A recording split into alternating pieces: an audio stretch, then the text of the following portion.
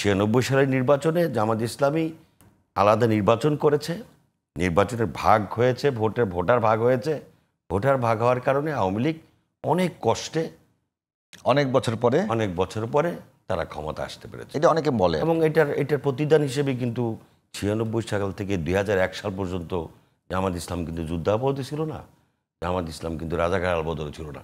মাত্র 2 বছরের ব্যবধানে দেখবেন 92, 93, 94 এর মধ্যে মানে যেখানে ভাই আমাদের আসিফ নজরুলটা তখন ঘাতক দলের নির্মূল কমিটির আয়োজকদের একজন ছিলেন। এই সরারদি উদ্যানে ফাঁসি টেসি দিয়ে সর্বনাশ করে ফেলছে গোলাম আজম, নিজামী, কামরুজ্জামান মুজাহিদদের, কাদের মোল্লাদেরকে। জোর করে আইন করা আর আইনের মাধ্যমে আইন করা, এই দুটোর মধ্যে পার্থক্য আছে। আপনি কোনো অকারেন্স করে কেউ যদি কোনো অপরাধী যদি কোনো গোলযোগের মধ্যে ধরা খায়, তখন গোলযোগের মধ্যে যা যা বলে তাই কিন্তু রাজি। তুই এটা করছো, এটা করছে, তুই এটা করছো, এটা করছে, সব রাজি।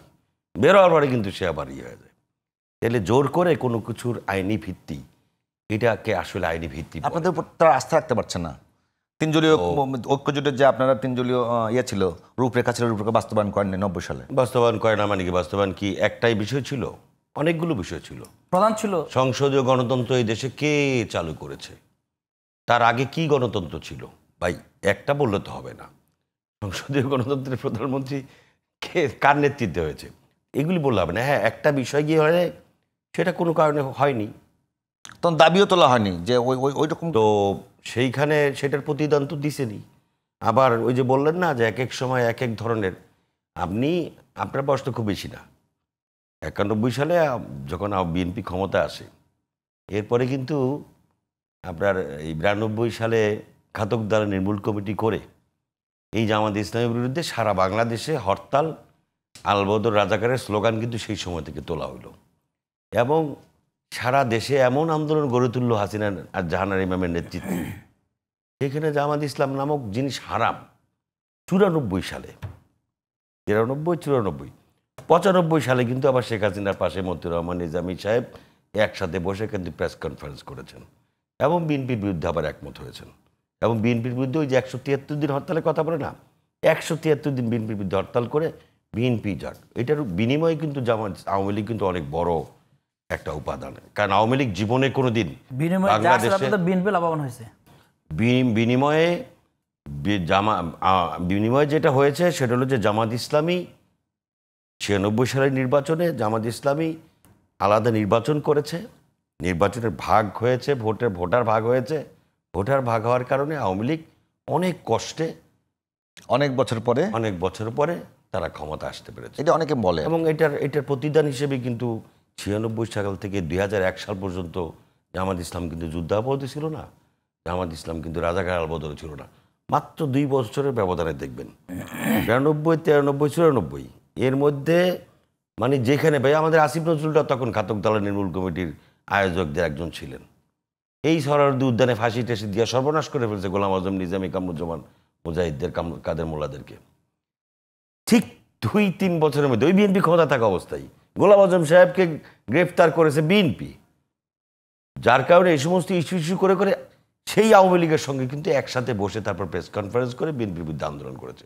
তারা রাজনীতিতে শেষ কথা বলতে কোনো কথা না, এটা তো আছে। আমি যেখানে আপনাকে বলতেছি যে এই যে জুলাই সনদের আইনি ভিত্তি, আপনি জুলাই সনদের আইনি ভিত্তিটা যে করবেন, কার নেতৃত্বে করবেন, কিসের ভিত্তিতে করবেন? আপনি এখন জুলাই সনদের আইনি ভিত্তিতে মধ্যে কি আপনার প্রস্তাবনা আছে দেখছেন তো, অমুক অমুক অমুক জুলাই বিপ্লবের অন্যতম নেতা, তাদের নাম উল্লেখ করতে হবে। আপনি এগুলির আইনি ভিত্তি করবেন তো এই জিনিসগুলি আপনি জুলাই সনদের যদি সকলের ঐক্যমতের ভিত্তিতে কোনো সিদ্ধান্ত হয় যে হ্যাঁ এই বিষয়ে সম্পৃক্ত থাকতে পারে, সেগুলির ব্যাপারে তো কোনো সম্ভাবনা সন্দেহ থাকার কথা না। আর তার থেকে বড় কথা হলো আপনি আজকে পিয়ারের কথা বলতেছেন, আপনি জুলাই সনদের কথা বলতেছেন, আপনি এটা বলতেছেন, যা বলতেছেন, আপনি নির্বাচনের সময় আপনি ভালো ভালো প্রস্তাব জাতি গ্রহণ করে জনগণকে সামনে রেখে আপনারা বললেন, আপনি জনগণের কাছে যান নির্বাচনের সময়, নির্বাচনী ইশতেহারে ঘোষণা করেন যে এই দেশকে আমরা সোনায় সোহাগায় পরিণত করে দেব। জনগণ মনে করবে যে তাদের মাধ্যমে যেহেতু এই দেশ সোনায় সোহাগা হওয়ার সম্ভাবনা আছে, তাহলে তাদেরকে ভোট দিই। তো ভোট দিলে পরে তো পার্লামেন্টে আপনি পাস করতে পারতেছেন। আপনি জনগণের কাছে যদি অঙ্গীকার করেন, জনগণ যদি আপনাকে সমর্থন করে, তাহলে আপনি সেটা পার্লামেন্টে পাস করে নেন। জনগণ বুঝুক সেটা।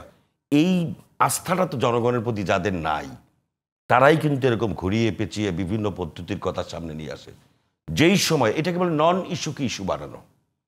আপনি 9ই অক্টোবরের কথা বললেন, আপনি তো এর আগে 15 বছর আওয়ামী লীগ বিভিন্ন পদ্ধতিতে নির্বাচন করলো, তখন তো জামাত ইসলামের পক্ষ থেকে বা ইসলামের পক্ষ থেকে কোনো ইয়ে আসে নাই। একটা প্রশ্ন আপনাদের বিএনপির সবার কাছেই করি, প্রশ্নটা হলো এরকম যে বাংলাদেশের সংসদ অনেক দিন থেকেই সংসদ খুব বেশি সচল সংসদ থাকে না।